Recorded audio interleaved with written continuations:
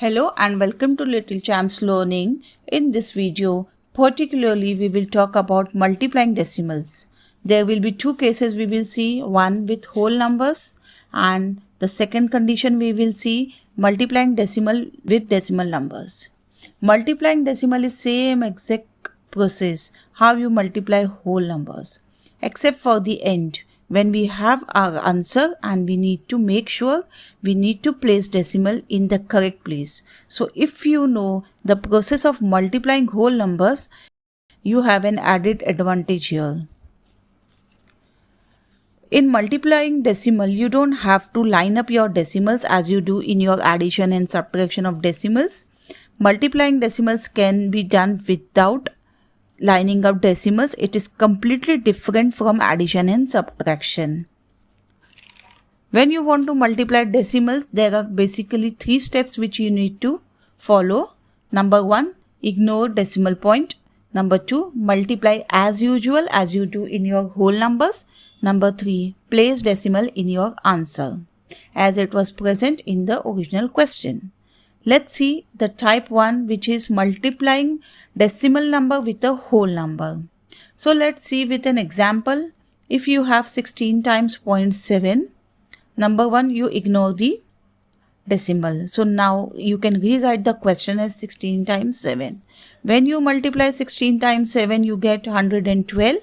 Now go back to original problem to count the number of digits which are present on the right hand side of a decimal point.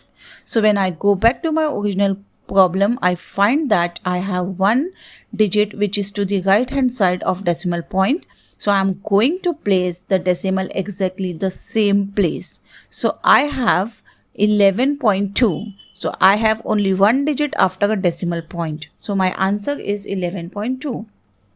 Let's see one more example of this type. If I have a question 688 times 0.9, we can write the problem without a decimal number as 688 times 9. Here you can write in horizontal way or vertical way as you write and just multiply as a regular multiplication sum. You get 6192. Now go back and count the number of digits after decimal point or the number of digits from right hand side till a decimal point. However you want to do, you want to memorize, your choice. So I have only one decimal place after a decimal point. So in my answer, I will place a decimal from right hand side after one digit. So my final answer is 619.2. Let's see a few examples of multi-digit. If I have a question, say 1.4 times 6.5. If you want to read this in decimals, this will be read as 1 and 4/10 times 6 and 5/10. You can rewrite this problem on paper with me to solve, so it will become more clear. I am writing this without a decimal as 14 times 65. So I have to solve this regular way. 5 times 4 is 20, 2 up, 0 down. 5 times 1 is 5 plus 2 carry 7. I will add a 0 to next step. 6 times 4, 24, 2 up and 4 down. 6 times 1 is 6 and then 8. I will add all them up. I have 910.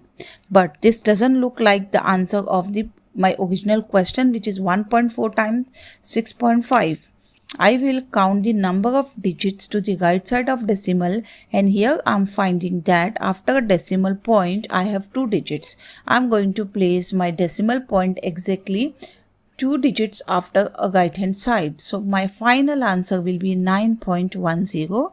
It's your choice whether you want to keep the 0 or you just want to get rid of it. You can do that. So my final answer I'm writing as 9.1. My last question, 8.65 times 0.4. To solve this question looks very big question. I'm going to rearrange it as 865 times 4.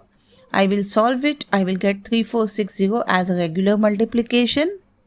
Now I will count the number of digits after the decimal point. So here I will see 1, 2 and 3. I have 3 digits after my decimal point. So I'm going to place my decimal after 3 digits from right hand side.